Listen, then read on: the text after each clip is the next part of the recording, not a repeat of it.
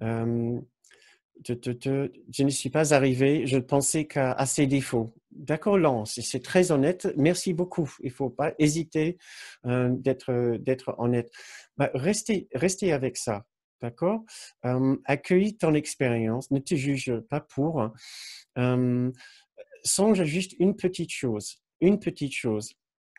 Est-ce que ta difficulté de voir au-delà de ces défauts ne sera peut-être pas une petite indication de votre difficulté de voir au-delà de vos propres défauts? Voilà.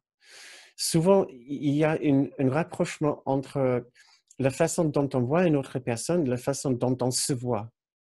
Les difficultés à la fin de voir qu'il y a autre chose chez une autre personne peut être une difficulté de voir en nous qu'au-delà de nos propres défauts, et il y a aussi un autre être qui est là. Je ne dis pas que c'est forcément ce qui est de difficulté pour vous.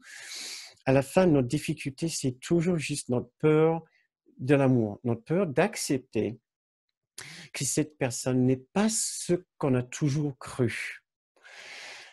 Mais on garde cette image fautive de l'autre personne comme une protection, comme une défense, parce que si nous acceptons cette personne comme faisant partie de la douceur, la sainteté et l'amour, nous serons obligés de nous accepter nous-mêmes comme faisant partie de cette unité, de cet amour et de cette perfection.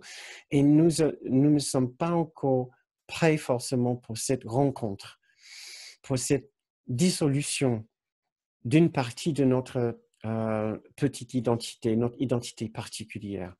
Nous n'avons pas encore forcément envie de savoir que nous ne sommes pas tous ce que nous avons toujours cru.